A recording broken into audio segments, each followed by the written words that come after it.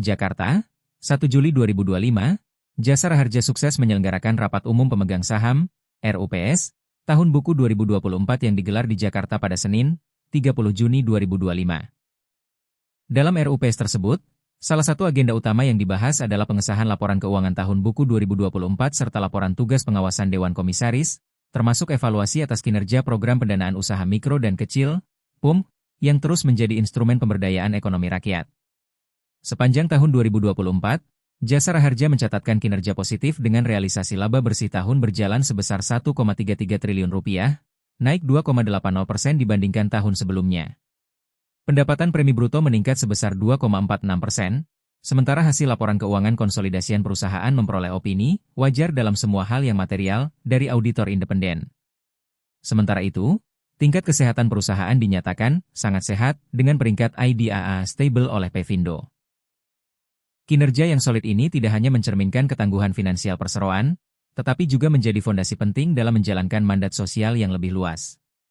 Sebagai BUMN yang berperan langsung dalam memberikan perlindungan dasar kepada masyarakat, Jasara Harja terus berkomitmen untuk menempatkan rakyat sebagai pusat layanan.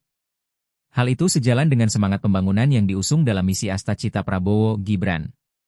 Kami menyadari bahwa keberhasilan Jasara Harja tidak hanya diukur dari laba, tetapi dari seberapa besar kehadiran kami memberi dampak bagi masyarakat.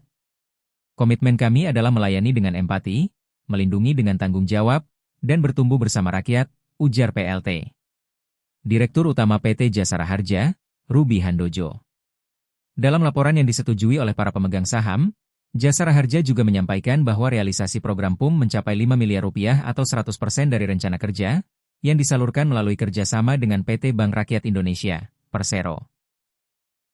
Selain itu, program Tanggung Jawab Sosial dan Lingkungan, TJSL, terrealisasi sebesar Rp41,76 miliar, meliputi 18 program pemberdayaan yang menyasar sektor sosial, pendidikan, keselamatan lalu lintas, dan pemberdayaan komunitas.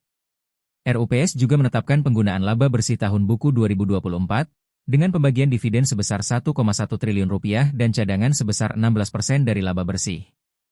Seluruh capaian positif ini merupakan bagian dari kontribusi nyata perusahaan terhadap transformasi Indonesia menuju visi Indonesia Emas 2045.